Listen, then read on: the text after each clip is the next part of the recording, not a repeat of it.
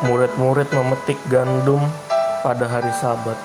Pada waktu itu, pada hari Sabat, Yesus berjalan di ladang gandum. Karena lapar, murid-muridnya memetik bulir gandum dan memakannya. Melihat itu, berkatalah orang-orang Farisi kepadanya, "Lihatlah, murid-muridmu berbuat sesuatu yang tidak diperbolehkan pada hari Sabat." Tetapi jawab Yesus kepada mereka, "Tidakkah kamu baca apa yang dilakukan Daud ketika ia dan mereka yang mengikutinya lapar? Bagaimana ia masuk ke dalam rumah Allah dan bagaimana mereka makan roti sajian yang tidak boleh dimakan, baik olehnya maupun oleh mereka yang mengikutinya, kecuali oleh imam-imam? Atau tidakkah kamu baca dalam kitab Taurat bahwa pada hari-hari Sabat imam-imam melanggar hukum Sabat di dalam bait Allah, namun tidak bersalah? Aku berkata kepadamu, di sini ada yang melebihi bait Allah. Jika memang kamu mengerti maksud firman ini, yang ku kehendaki ialah belas kasihan dan bukan persembahan, tentu kamu tidak menghukum orang yang tidak bersalah, karena Anak Manusia adalah Tuhan atas hari Sabat." Yesus menyembuhkan orang pada hari Sabat. Setelah pergi dari sana, Yesus masuk ke rumah ibadat mereka. Di situ ada orang yang mati sebelah tangannya. Mereka bertanya kepadanya, "Bolehkah menyembuhkan orang pada hari Sabat?" Maksud mereka ialah supaya dapat persalahkan dia. Tetapi Yesus berkata kepada mereka, "Jika seseorang dari antara kamu mempunyai seekor domba dan domba itu jatuh ke dalam lubang pada hari Sabat, tidakkah ia akan menangkapnya dan mengeluarkannya? Bukankah manusia jauh lebih berharga daripada domba?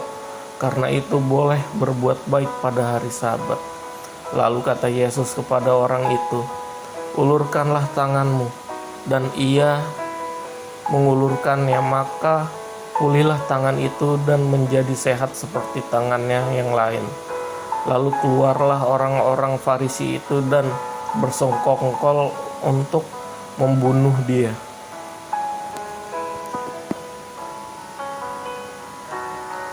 Yesus hamba Tuhan. Tetapi Yesus mengetahui maksud mereka lalu menyingkir dari sana. Banyak orang mengikuti Yesus dan ia menyembuhkan mereka semuanya. Ia dengan keras melarang mereka memberitahukan siapa dia, supaya genaplah firman yang disampaikan oleh Nabi Yesaya. "Lihatlah, itu hambaku yang kupilih, yang kukasihi, yang kepadanya jiwaku berkenan. Aku akan menaruh rohku ke atasnya, dan ia akan memaklumkan hukum kepada bangsa-bangsa.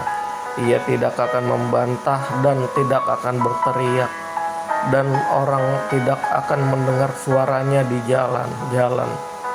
Buluh yang patah terkulai tidak akan diputuskannya, dan sumbu yang pudar nyalanya tidak akan dipadamkannya, sampai ia menjadikan hukum itu menang, dan padanyalah bangsa-bangsa akan berharap."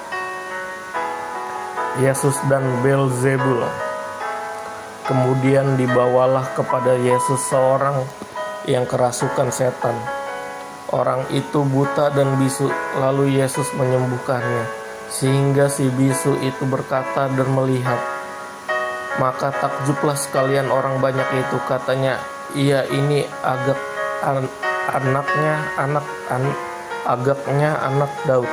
Tetapi ketika orang Farisi mendengar mereka berkata dengan Beelzebul, penghulu setan, ia mengusir setan. Tetapi Yesus mengetahui pikiran mereka, lalu berkata kepada mereka, "Setiap kerajaan yang terpecah-pecah pasti binasa, dan setiap kota atau rumah tangga yang terpecah-pecah tidak dapat bertahan. Demikianlah juga kalau iblis mengusir iblis, ia pun berbagi-bagi dan melawan dirinya sendiri. Bagaimanakah kerajaannya dapat bertahan? Jika aku mengusir setan dengan kuasa Beelzebul, dengan kuasa siapakah pengikut-pengikutmu mengusirnya? sebab itu merekalah yang akan menjadi hakimmu. Tetapi jika aku mengusir setan dengan kuasa Roh Allah, maka sesungguhnya kerajaan Allah sudah datang kepadamu. Atau bagaimanakah orang dapat memasuki rumah seorang yang kuat dan merampas harta bendanya apabila tidak diikatnya dahulu orang kuat itu? Sesudah diikatnya barulah dapat ia merampok rumah itu. Siapa tidak bersama aku, ia melawan aku, dan siapa tidak mengumpulkan bersama aku, ia mencerai-beraikan. Sebab itu aku berkata kepadamu, segala dosa dan hujat manusia akan diampuni, tetapi hujat terhadap Roh Kudus tidak akan diampuni. Apabila seorang mengucapkan sesuatu menentang anak manusia, ia akan diampuni. Tetapi jika ia menentang Roh Kudus, ia tidak akan diampuni. Di dunia ini tidak, dan di dunia yang akan datang pun tidak. Jikalau suatu pohon kamu katakan baik, maka baik pula buahnya. Jikalau suatu pohon kamu katakan tidak baik, maka tidak baik pula buahnya. Sebab hari buahnya pohon itu dikenal. Hai kamu keturunan ular beludak, bagaimanakah kamu dapat mengucapkan hal-hal yang baik, sedangkan kamu sendiri jahat? Karena yang diucapkan mulut meluap dari hati. Orang yang baik mengeluarkan hal-hal yang baik dari perbendaharaan yang baik, dan orang yang jahat mengeluarkan hal-hal yang jahat dari pembendaharaan yang jahat. Tetapi aku berkata kepadamu, setiap kata sia-sia yang diucapkan orang harus dipertanggungjawabkannya pada hari penghakiman. Karena menurut ucapanmu engkau akan dibenarkan, dan menurut ucapanmu pula engkau akan dihukum. Tanda Yunus. Pada waktu itu berkatalah beberapa ahli Taurat dan orang Farisi kepada Yesus, Guru, kami ingin melihat suatu tanda daripadamu. Tetapi jawabnya kepada mereka, angkatan yang jahat dan tidak setia ini menuntut suatu tanda, tetapi kepada mereka tidak akan diberikan tanda selain tanda Nabi Yunus. Sebab seperti Yunus tinggal di dalam perut ikan 3 hari 3 malam, demikian juga anak manusia akan tinggal di dalam rahim bumi 3 hari 3 malam. Pada waktu penghakiman, orang-orang Niniwe akan bangkit bersama angkatan ini dan menghukumnya juga, sebab orang-orang Niniwe itu bertobat setelah mendengar pemberitaan Yunus, dan sesungguhnya yang ada di sini lebih daripada Yunus. Pada waktu penghakiman, ratu dari selatan itu akan bangkit bersama angkatan ini, dan ia akan menghukumnya juga, sebab ratu ini datang dari ujung bumi untuk mendengar hikmat Salomo. Dan sesungguhnya yang ada di sini lebih daripada Salomo. Kembalinya roh jahat. Apakah roh jahat keluar dari manusia? Ia pun mengembara ke tempat-tempat yang tandus mencari perhentian, tetapi ia tidak mendapatnya. Lalu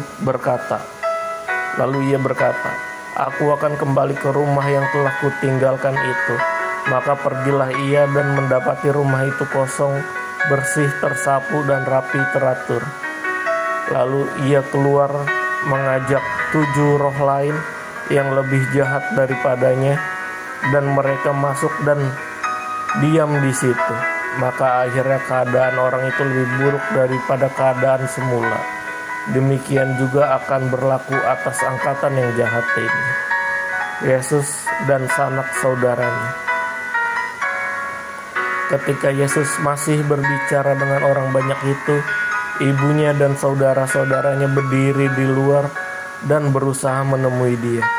Maka seorang berkata kepadanya, lihatlah, ibumu dan saudara-saudaramu ada di luar dan berusaha menemui engkau.